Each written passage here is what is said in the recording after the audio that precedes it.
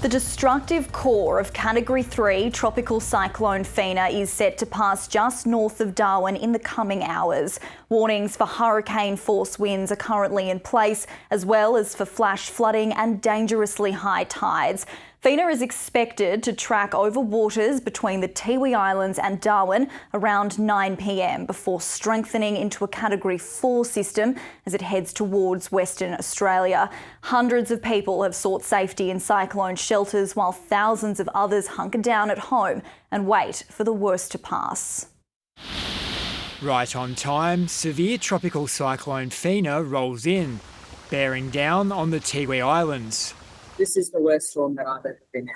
Hopefully the house will hold up. In Warramiunga on Bathurst Island, 90 people sheltering inside a school. Everyone's feeling calm, really calm, being together in the hall, sitting down with families, but, still with smiley face.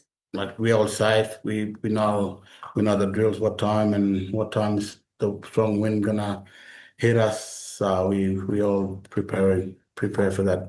The rain first hit Darwin in the early hours of the morning, and the wind picked up soon after as residents woke up.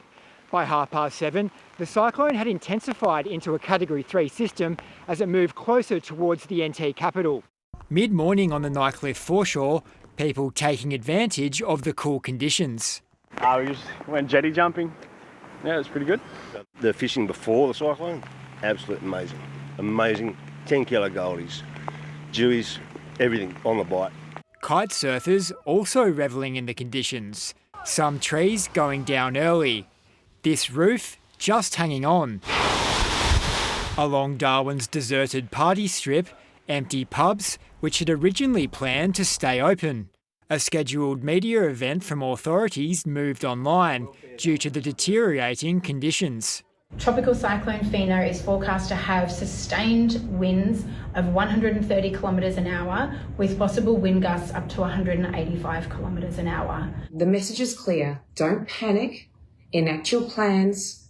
We've got this. We are prepared and we're ready, and we're in this together. People without a home to go to taking cover at a CBD car park. Have to find a shelter, so they told us to come down here, the car park, where it's safe. I now have the radio, and any updates I'll provide people and go around and make sure people at least are aware of what's happening. By mid-afternoon, power was down in several suburbs. After Cyclone Marcus, for some, it was over a week before power came back on. Jack Hislop, ABC News. We are joined now by the ABC's resident meteorologist, Nate Byrne, who is hopefully safe on his hotel room balcony. Nate, this is shaping up to be quite a significant weather event. I can hear the wind howling where you are. What's the latest? The system is 50 kilometres north of Darwin right now, Ollie, and we are feeling the effects. Just so you know, I am safe right now. The wind is actually coming from your direction, so I'm on the leeward side of the building. And just right in the balcony door, so I'm not affected right now, but I wouldn't want to step a metre or two back because I'd be feeling those gusts licking around the building. We have had an incredible afternoon and evening with conditions very rapidly deteriorating. Currently, we're experiencing wind gusts to 120 kilometres an hour, but the Bureau is saying this might not be the worst of it. We could see wind gusts, very destructive gusts to 155 kilometres an hour developing in the next hour or two. This is as bad as it gets for this system, and unfortunately we thought it was an outside chance, but it ended up getting there. Now, we've seen, even from my room, which is actually on the other side of the building where it's incredibly wild right now, the wind is screaming underneath the door, I can see building damage from there. From here, a tin roof missing from a veranda. We've seen reports of similar around the city, trees down, plenty of destruction. The rain isn't done yet either. So far, for most of Darwin, we're sitting still in the double digits, 60 millimetres or so. That is expected to really rise through the evening. This system is only just really unleashing its full potential on the city. Incredible. And how much longer are we expecting Fina to hang around? Hours. and hours. So it's, if anything, slowed down through the afternoon, not significantly, but earlier this morning it was travelling at 11 kilometres an hour, now more like 8 or 9.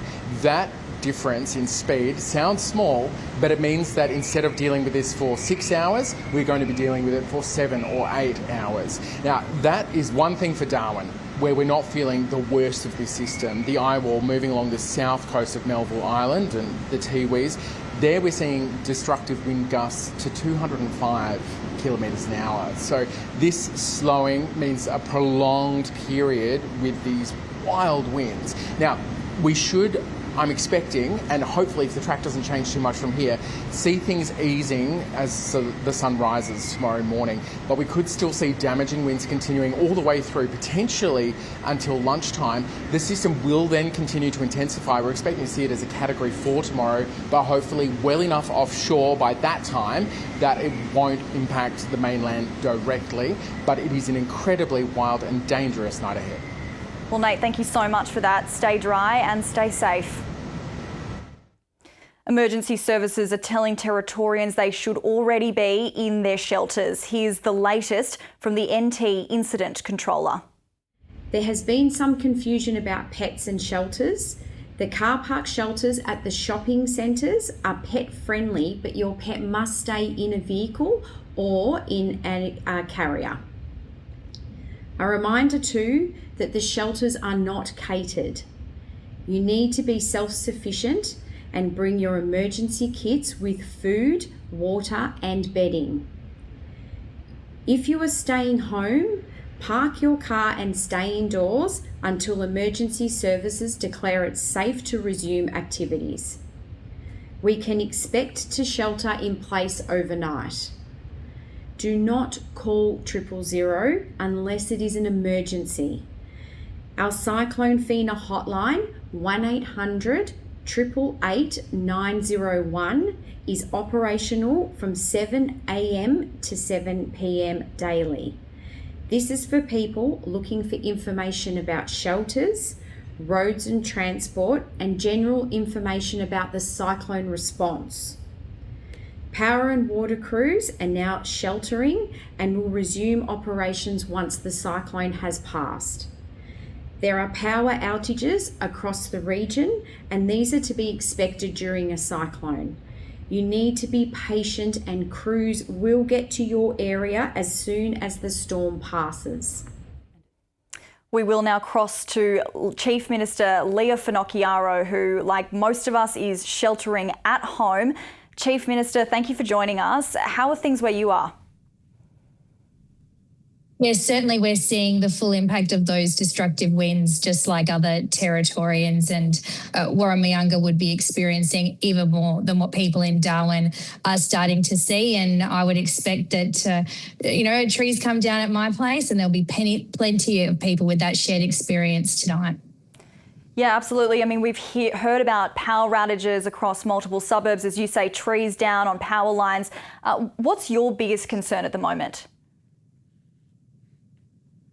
My concern is that people are heeding the warnings. Everyone has been really cooperative so far and very patient. We've seen a lot of public communication go out very early. Our emergency services and police have been well prepared, and so I'm hoping now that people are listening and enacting their plan, that they are staying inside, and they must stay inside until we hear otherwise. There is more to come. We would still expect these destructive winds, which could even increase right through into the night. So people do need to be patient, enacting their plan and looking after their family. And so what kind of a cleanup job are we looking at, and what resources will we have for that?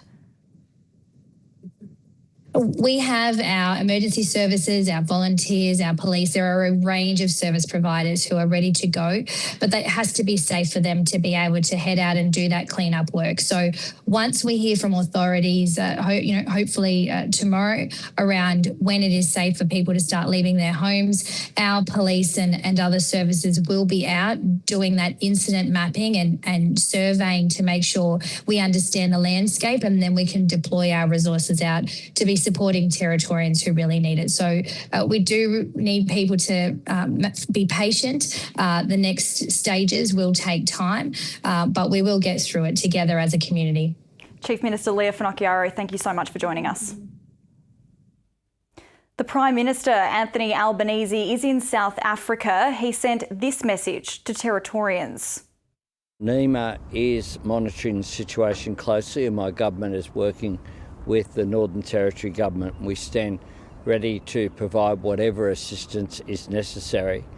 My thoughts are with the people in that area, and I urge everyone to look after not just themselves, but I know they'll be looking after each other. Last Christmas Day was the anniversary of the cyclone Tracy, and that was a big moment for the Northern Territory, and my thoughts are with people at this time, and also with the emergency service workers and others who'll be working hard, whether they be in the Northern Territory or at the headquarters there in Canberra.